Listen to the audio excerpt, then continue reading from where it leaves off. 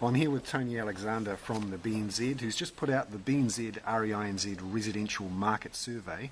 Tony, it's been going for 4 months now. What does it say about the housing market? What it's saying is that we've got more buyers appearing in the market at the moment, and they appear to be first home buyers, and they're doing more than just going around looking at the open homes. They do appear to be buying at auctions. The clearance rates are perceived to be increasing, and there's a perception certainly from the real estate agents that prices are facing a little bit of upward pressure at the moment. Nothing necessarily outrageous, but that's the side of the equation that does appear to be moving, the buyers as opposed to the sellers cutting their prices. Just in the last couple of months, you've shown an improvement in that sentiment. Is that something that's linked to the weather, or is it something that you think is something more substantial? I think if the change was linked to the weather, the deterioration we've seen over the past few days would have shown through in the survey, given that all the responses came through on Monday night and during the day on Tuesday, when of course we've all seen stories about major tornadoes and snow, etc. So the fact that we've seen some of these responses increase quite a bit in terms of positive reaction by the buyers, etc., suggests if there's a seasonal effect, it's been overwhelmed by a market fundamental change. And what do you think is driving this keenness to buy, this shift towards a seller's market rather than a buyer's market? I think there are a number of things going through. Number one, I don't believe people expect interest rates to go any lower, and there's increasing talks of interest rates rising, and so that'll occupy the minds of some people. I wouldn't consider that the main thing, though. I think the increasing talk of shortage of property out there, increasing media stories, that will be attracting people's attention just a little bit. Tell us about that shortage. What's your view on how many new houses we need, how many we're getting? What's the story there? Yeah, looking at the work by Department of Building and Housing from earlier this year, that you could run their numbers and estimate we were short at the start of this year about 28,000 dwellings, add on maybe another 12,000 for Christchurch, and then as each month goes by, when we need about 2,200 consents to be issued for new dwellings, and we're running about 1,000, you get yourself up to the area of maybe 40 to 45,000 shortage of dwellings in New Zealand, give or take 10 or 15,000 plus each side. Is that spread across New Zealand, or is it focused more on Auckland? It would be focused more in Auckland. The interesting dynamic for New Zealand's housing market the past couple of decades has been that in the 1990s, because of migration rule changes in about 1991 or 92, Auckland led the pack with the strong migration surge, and the rest of the country followed.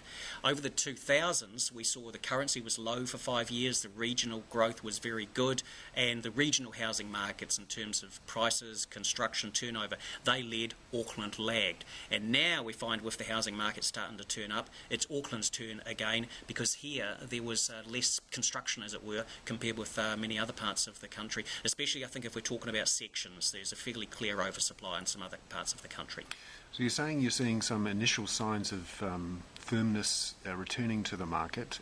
In terms of comparing this cycle with perhaps previous cycles, how would you describe them? Because we saw some very strong growth between 2002 and 2007. I mean, how does this compare? Yeah, I would not invite anyone to make a comparison of what's likely to happen the next 3 years with what happened from back there in the early 2000s. For instance, what we saw back in the middle of 2001 were the migration numbers turning on a dime from an annual loss of about 10,000. Within a year, 15 months, we had an annual gain of about 30, 40,000. That is not going to happen in the near future in New Zealand. I would also expect this time around the Reserve Bank will take a different approach on monetary policy. If the market did start to run away, I think they'd move more rapidly than was the case from 04 to 07. Also, we're starting with much higher debt levels for people, and of course the house prices versus incomes are so much higher than in the past. These things don't suggest to me that it's reasonable to expect this market is going to boom. It's simply not going to do that. It's just going to improve, I think, is the best word I can find at the moment. In Auckland, we have this shortage of new houses. What could be done to improve that?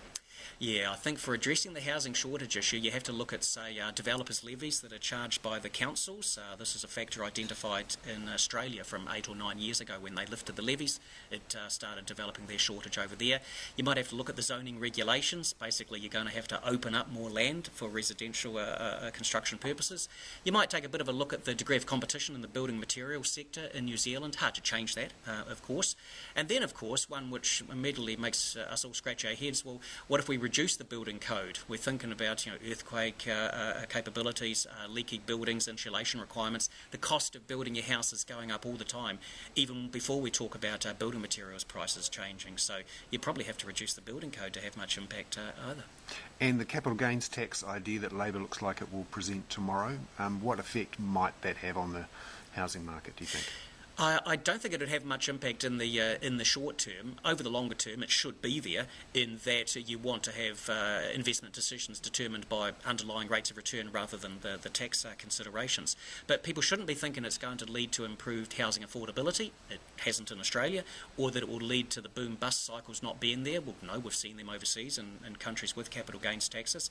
And people need to think, I think, in terms of what will it mean if I'm an investor and I'm not going to get as much of a return long-term on my property as previously? Will I build more or fewer properties to rent out? I'm going to build fewer. So this would tend to aggravate the housing shortage and lead, in essence, to extra upward pressure on rents and eventually prices. Tony Alexander from BNZ, thank you very much. Thanks, Bernard.